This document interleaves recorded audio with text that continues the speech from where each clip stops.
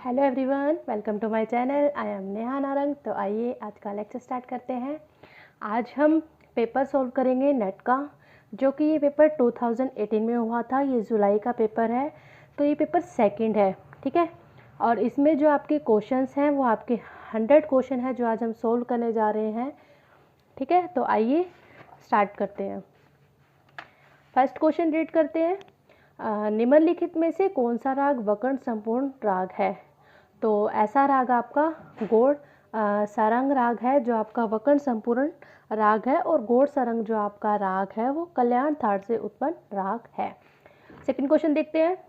मापा धा नी धापा गामा रेसा, जैसा कि आप देख रहे हो धा नी और रेस में कोमल है। स्वरावली किस राग को दर्शाती है? तो ये रामकली राग को दर्शाती है। और मैं आपको बता दूं, रामकली राग जो है भैरव थाट से उत्पन्न राग है, और इसको हम संधि प्रकाश राग के नाम ये एक संधि प्रकाश राग भी है। थर्ड क्वेश्चन देखते हैं। सही कूट को चुनना है। अभिकथन ए क्या कहता है? विभिन्न स्रोतों से प्राप्त उदाहरणों को शोध लेखन में शब्दशः सम्मिलित किया जा सकता है। और तर्क है इसका, किसी पुस्तक के लंबे अंश में से शोधार्थी यदि केवल कुछ पंक्तियों को ही उद्धृत करना चाहता है तो वह मूल अंश के बीच में कुछ भाग छोड़ भी सकता है। तो आपका फर्स्ट ऑप्शन जो है वो इसमें जो कूट फर्स्ट दिया हुआ है ये आपका राइट होगा, जिसमें ए आपका सही है, लेकिन आर जो आपका है वो गलत है। फोर्थ क्वेश्चन की बात करते हैं। शोध सारांश हेतु निम्नलिखित में से किन अवयवों का होना आवश्यक है? फर्स्ट, विषय पर संक्षिप्त कथन, आधार सामग्री संग्रहण हेतु उपयोग की गई कार्यपद्धति का संक्षिप्त विवरण, और संदर्भ ग्रंथ सूची, परिशिष्ट अध्ययन के निष्कर्ष का घनीभूत सार। तो आपका ये ऑप्शन जो है थर्ड राइट होगा, ए, बी और ई। इसमें क्या है, ए में क्या था, विषय पर संक्षिप्त कथन होना चाहिए, और बी जो है आपका आधार सामग्री संग्रहण हेतु उपयोग की गई कार्यपद्धति का संक्षिप्त विवरण, और ई में क्या था आपका अध्ययन के निष्कर्ष का घनीभूत सार। फिफ्थ क्वेश्चन देखते हैं, इसको मिलान करना है। काफी, खमाज, अड़ाना, बहार, इन रागों के आपको जो है स्वर दिए हुए हैं। तो काफी राग के जो स्वर हैं इसमें से देखते हैं कौन से हैं वो। ये है मापा गा रे, रेगा मागा रेसा, जैसा कि इसमें आपको गा स्वर जो है कोमल दिखाई दे रहा है। तो फर्स्ट का जो होगा राइट सेकंड। और जो खमाज राग है इसका जो आपका राइट आंसर है वो है फर्स्ट, धानी पा धा निसा निधा पा धामा गा। और अड़ाना के जो है स्वर वो बता दूं, नीपा मापा सा धानी पा, फोर्थ हो गए राइट। और बहार राग की बात करें तो ये मानी धानी सा नी पा, डी का थर्ड। तो आपका ये ऑप्शन फर्स्ट इसमें राइट बनेगा, ठीक है। मेल राग वर्गीकरण की अवधारणा किस युग में अस्तित्व में आई? तो ये मध्य काल में ही अस्तित्व में आई थी। अंतर्गंधार व काकली निषाद से युक्त मूर्छना को साधारणीकृता कहा जाता है। मेल के समानार्थ शब्द को इंगित करना है। ठाट, संस्थान, मुकाम, ताट, तो ये चारों ही शब्द मेल के समानार्थ है, जिनका अर्थ जो है वो एक समान है, मतलब एक ही है। तो इसका जो राइट आंसर होगा वो होगा आपका फोर्थ। भरत के षडजग्राम से कौन सा स्वर संवाद प्राप्त नहीं होता है? तो ऐसा हमें षडजग्राम से ऐसा स्वर संवाद बताना है जो भरत के षडजग्राम से प्राप्त नहीं होता। तो वो है आपका रे और पा स्वर। ऑप्शन इसका थर्ड राइट होगा। निम्नलिखित में कौन सी थाट राग जोड़ी सही नहीं है? तो वो है आपकी दरबारी, कांडा और काफी। जैसे कि आपको पता है दरबारी कांडा राग जो है आपका असावरी थाट से उत्पन्न राग है। और कल्याण मेल जन्य दोनों मध्यम युक्त रागों में विवादी स्वर के नाते कोमल नी का प्रयोग किस स्थान पर किया जाता है? तो कोमल नी का जो प्रयोग है वो अवरोह में किया जाता है। जो कल्याण से उत्पन्न राग होते हैं तो उसमें विवादी स्वर के नाते कोमल नी का प्रयोग अवरोह में होगा। नेक्स्ट क्वेश्चन रीड करते हैं। भातखंडे के अनुसार वह कौन सा स्वर है जो वर्तमान संगीत में वादी के रूप में दिखाई नहीं देता? तो आपको आजकल देखते होगे कि नी आपने कहीं किसी भी राग में वादी स्वर नहीं देखा होगा, सारे गामा पाधा यही आपके वादी स्वर रहते हैं। लेकिन जो नी आपका संवादी स्वर हो सकता है। बंदिश की किसी एक पंक्ति अथवा खंड में शब्दों और मात्राओं को यथावत रखते हुए उसे स्वर भिन्नता से प्रस्तुत करने को कहते हैं प्रत्येक ग्रहणिका अलप्ति, रूपक भंजनी अलप्ति, च्युत स्वर भंजनी अलप्ति या फिर स्थायी भंजनी अलप्ति। तो ये आपका फोर्थ आंसर राइट होगा। द्व्यर्थ के पूर्व के स्वरों में स्वर समूह के उच्चारण को क्या कहते हैं? प्रथम स्वस्थान। केदार, कमोद व छायानट के अंतरे में वह कौन सी स्वरावली है जो सभी में समान रूप से प्रयुक्त की जाती है? तो फर्स्ट देखते हैं पाधा निसा रेसा, मापा माधा पानी रेसा, पापा सा सारे सा, पापा नीनी रे सा। तो ये आपकी थर्ड राइट आंसर होगा आपका।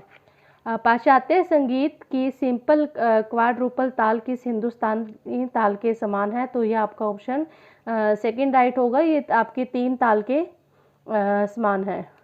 और मैं क्वाड्रुपल आपको बता दूं कि होता क्या है।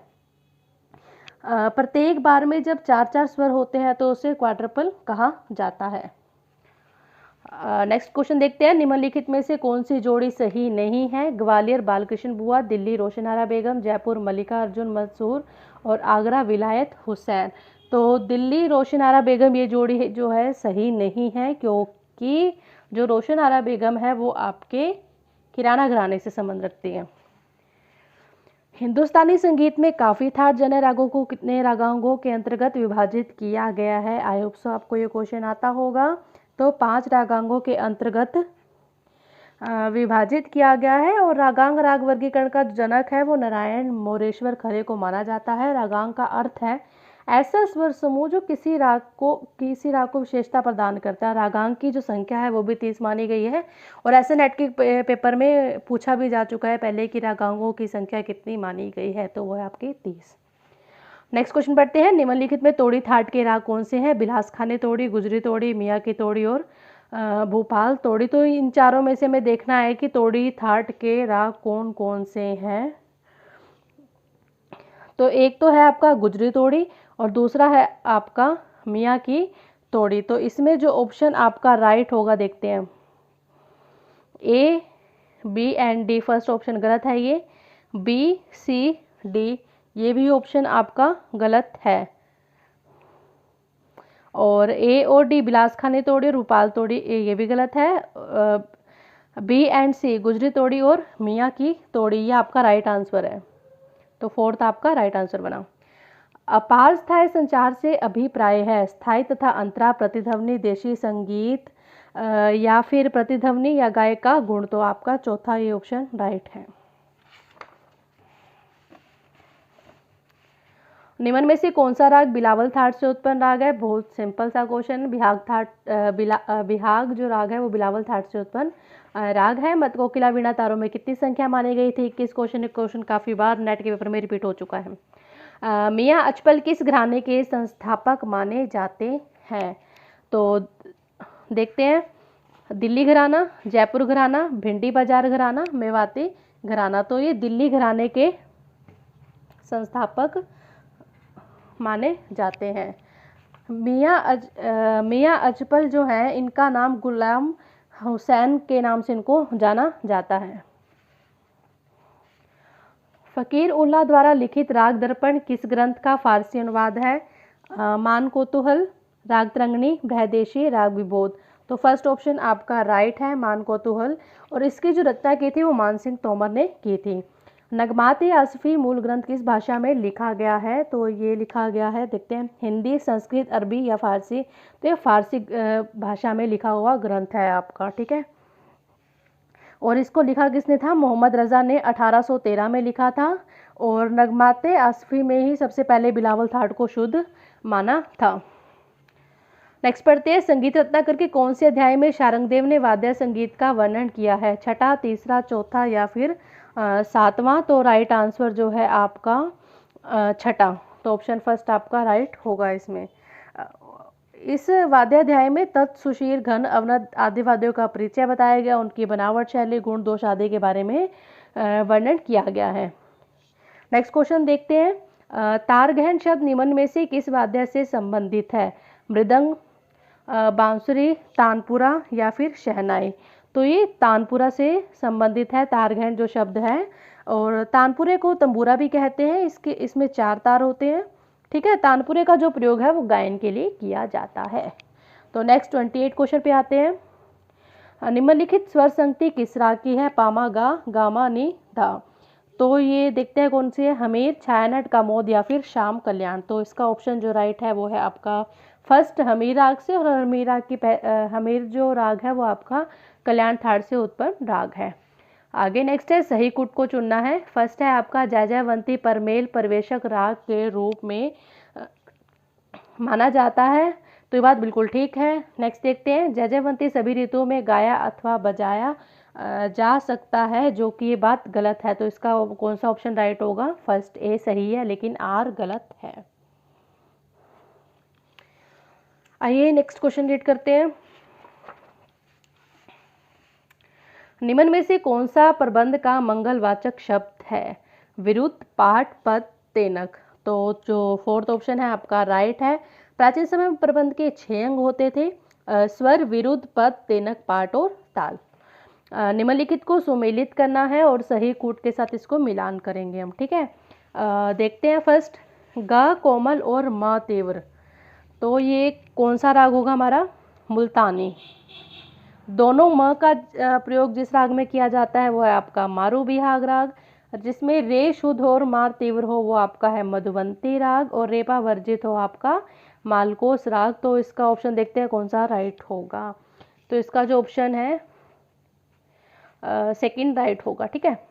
नाट्य शास्त्र की टीका है कलानिधि अभिनव भारती संगीत राज संगीत सुधाकर। तो अभिनव भारती नाट्य शास्त्री की टीका है। अभिनव भारती को लिखने वाले अभिनव गुप्त थे, इन्होंने 10वीं शताब्दी में अभिनव भारती को लिखा था, ठीक है। आगे देखते हैं बहिर्गीत तथा निर्गीत शब्द जो है किससे संबंधित है? टप्पा से, ख्याल से, तराना से या फिर वाद्य संगीत से। तो ये वाद्य संगीत से संबंध रखते हैं। भिन्न को चुनना है। तोड़ी, गुजरी तोड़ी, गोरख कल्याण, शुद्ध कल्याण, देवगिरी बिलावल, यमनी बिलावल, दरबारी कांडा, नायकी कांडा। तो इसमें जो आपका भिन्न है वो है गोरख कल्याण और शुद्ध कल्याण, क्योंकि गोरख कल्याण जो राग है आपका खमास थाट से उत्पन्न राग है, और शुद्ध कल्याण जो आपका कल्याण थाट से उत्पन्न राग है। निम्नलिखित में से कौन से विद्वान बीकानेर के महाराज अनूप सिंह की सेवा में थे? भावभट्ट, यदु भट्ट, हृदय नारायण देव, श्रीनिवास। तो भावभट्ट इसका राइट आंसर है, और इन्होंने अनूप संगीत रत्नाकर नामक ग्रंथ लिखा था।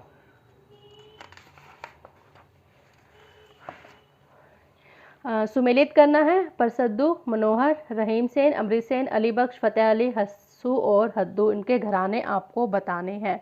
तो फर्स्ट की बात करते हैं। परसद्दू, मनोहर, ये आपके बनारस घराने से संबंध रखते हैं। नेक्स्ट देखते हैं रहीम सेन और अमृत सेन। रहीम सेन और अमृत सेन जो है आपके ये जयपुर घराने से। अली बख्श, फतेह अली, ये आपके पटियाला घराने से, और हस्सू खां और हद्दू खां ये आपके ग्वालियर घराने अली बख्श, फतेह अली जो है आपके पटियाला घराने से संबंध रखते हैं। हस्सू और हद्दू खां आपके ग्वालियर घराने से संबंध रखते हैं। यहाँ पे मिस्टेक। तो आपका जो इसका राइट आंसर है वो क्या होगा? ऑप्शन फोर्थ, ठीक है। मैं दोबारा बता देती हूँ इसको। जो परसद्दू मनोहर है ये बनारस घराने से संबंध रखते हैं। रहीम सेन, अमृत सेन ये आपके जयपुर घराने से संबंध रखते हैं। अली बख्श और फतेह अली ये आपके पटियाला घराने से संबंध रखते हैं, और हस्सू और हद्दू ग्वालियर घराने से संबंध रखते हैं, और ऑप्शन 4 आपका इसका राइट होगा। रस कामोदी ग्रंथ के लेखक हैं पुंडरीक विठल, वीएन भातखंडे, श्रीकंठ या फिर मतंग। तो पता होगा आपको आंसर इसका। तो श्रीकंठ सबसे इजी क्वेश्चन है ये। रस कामोदी जो ग्रंथ है इसके 2 भाग हैं, प्रत्येक भाग में 5-5 अध्याय हैं, और जो श्रीकंठ ने स्वर माने हैं आपके 7 शुद्ध और 7 विकृत, यानी कि कुल आपके 14 स्वर को माना है। अब इसमें क्या है कि हमें काल क्रमानुसार सही क्रम को चुनना है।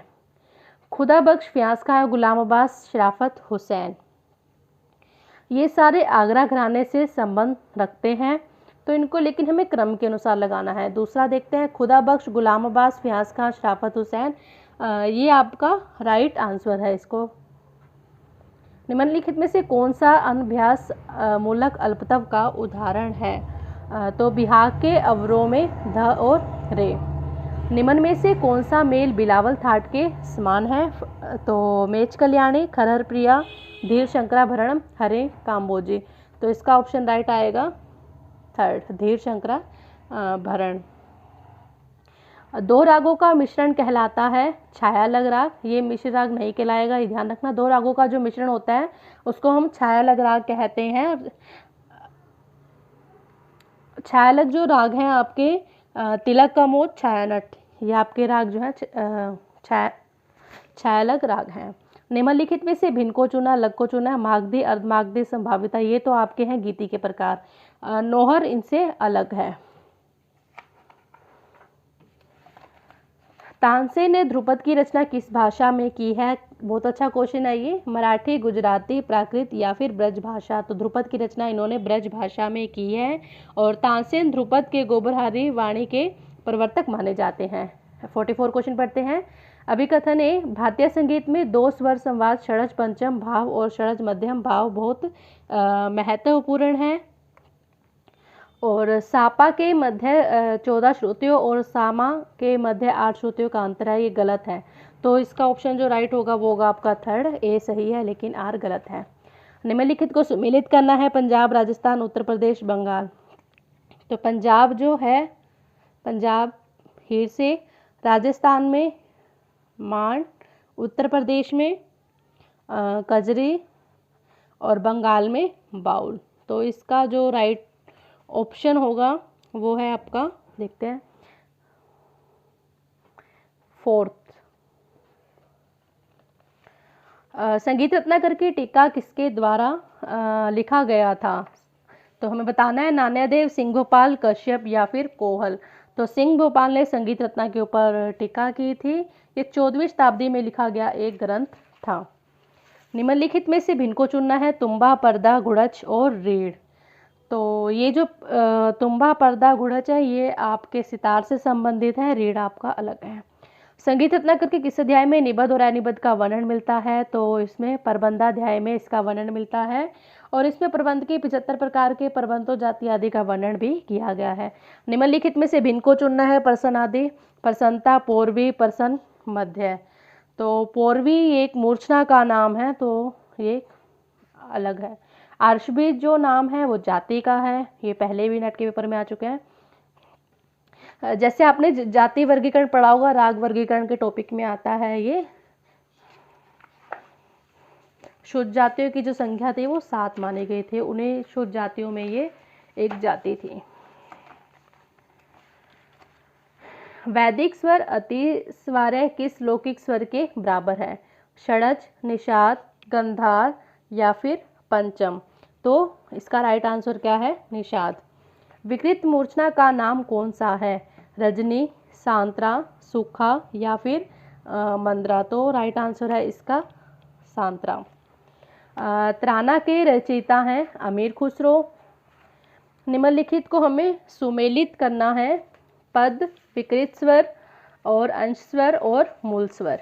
तो पद जो है आपका अर्धयुक्त शब्द।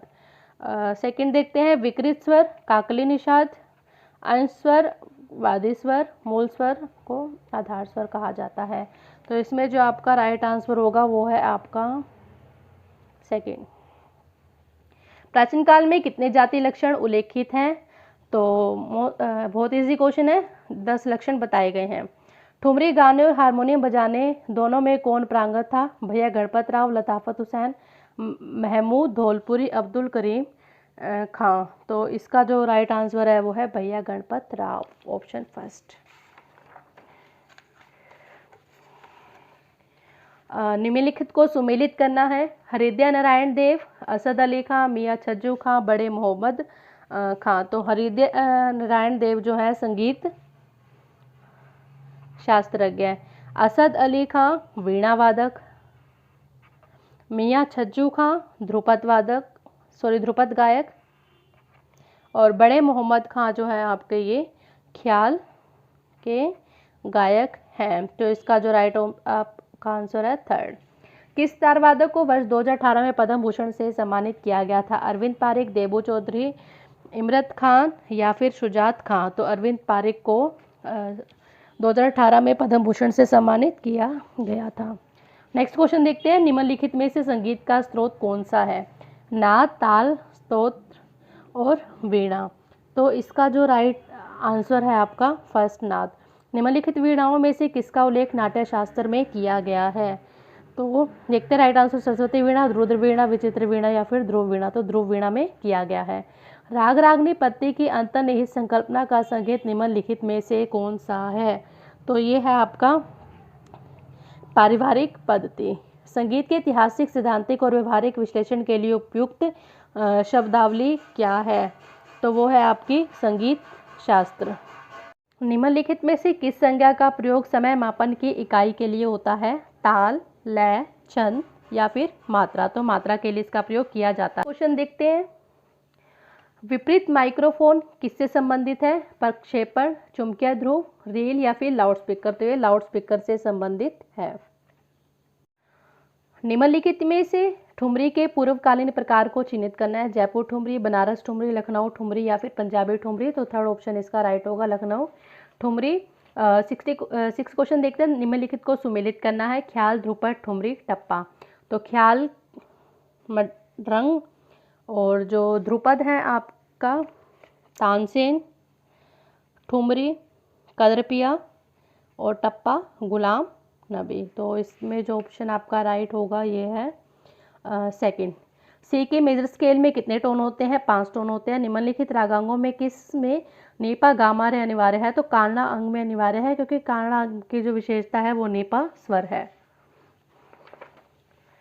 69 क्वेश्चन देखते हैं, अभिकथन ए, एक वाग्यकार संगीत रचना और कविता में समान रूप से अच्छा होता है। बात बिल्कुल ठीक है। अच्छा वाग्यकार अच्छा संगीत प्रदर्शक कभी नहीं हो सकता, ये बात गलत है। तो इस कारण से जो ऑप्शन राइट होगा ए सही है, गलत है तो ऑप्शन आपका फोर्थ राइट है।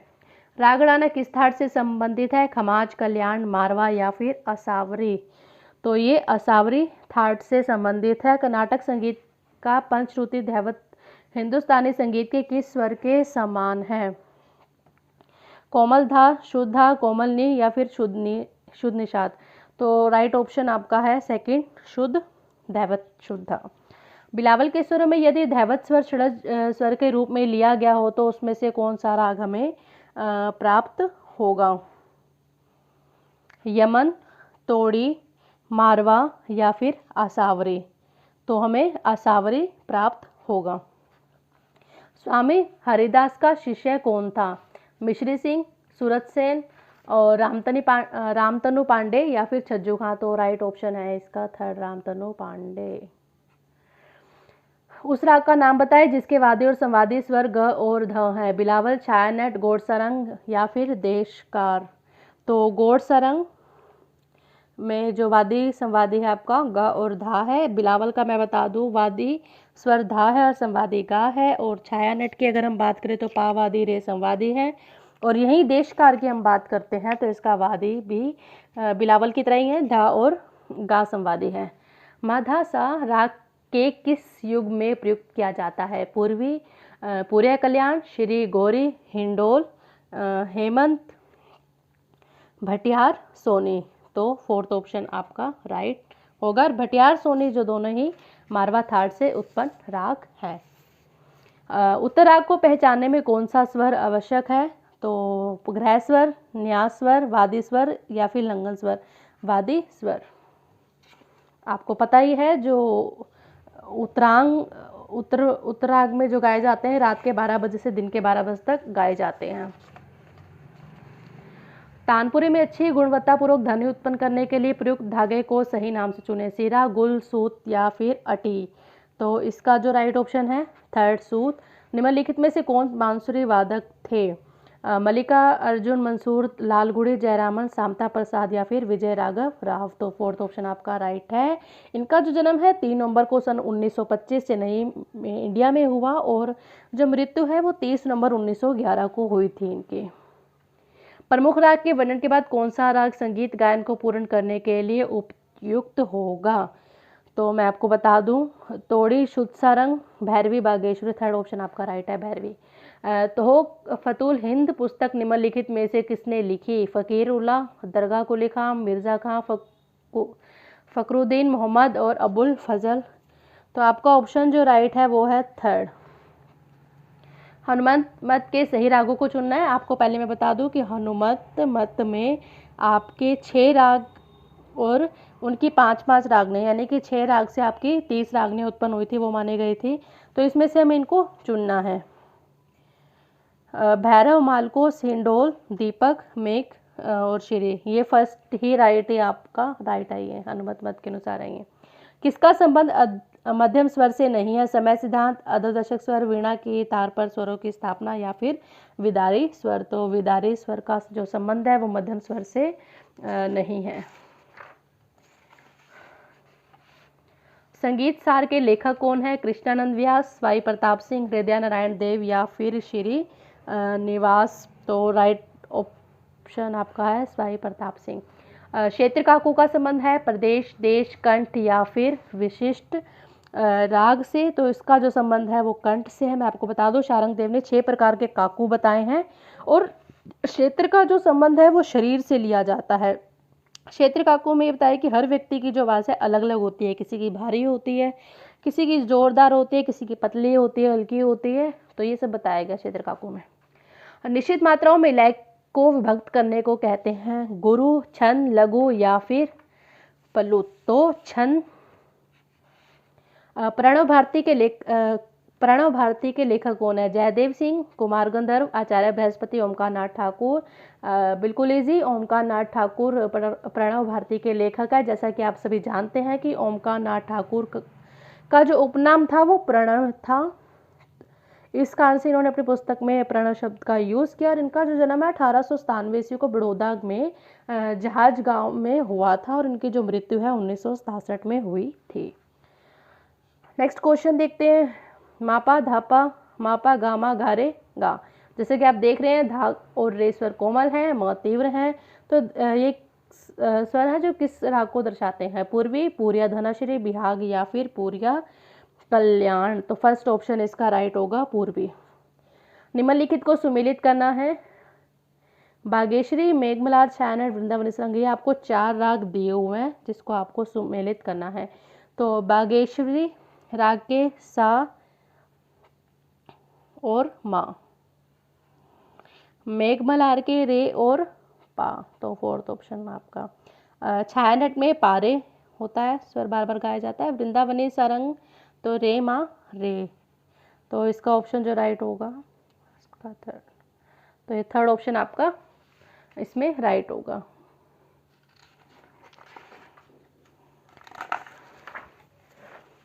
नेक्स्ट क्वेश्चन देखते हैं। चतुरंग के अंतिम चरण में क्या होता है? ऋतु का वर्णन होता है, मृदंग के बोल होते हैं, नोमतोम आदि का प्रयोग किया जाता है, गमयुक्त ताने होते हैं। तो मृदंग के बोल होते हैं। इसमें संकीर्ण का संबंध किससे है? राग वर्गीकरण से, समय सिद्धांत, ग्रामोचना, वर्ण।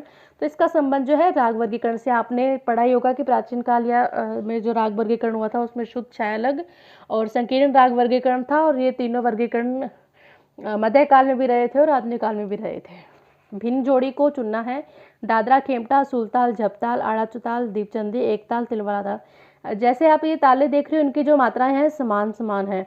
और एक ताल की अगर हम बात करें तो इसमें 12 मात्राएं होती है और तिलवाड़ा ताल की बात करें तो इसमें 16 मात्राएं। तो ये इन तालों की जो मात्राएं अलग अलग है इसलिए सबसे अलग हो जाता है। शुद्धिकरण का सिद्धांत किसने दिया है? बामगार्टन, प्लेटो, अरस्तु या फिर विश्वनाथ ने। तो फोर्थ ऑप्शन इसका राइट है।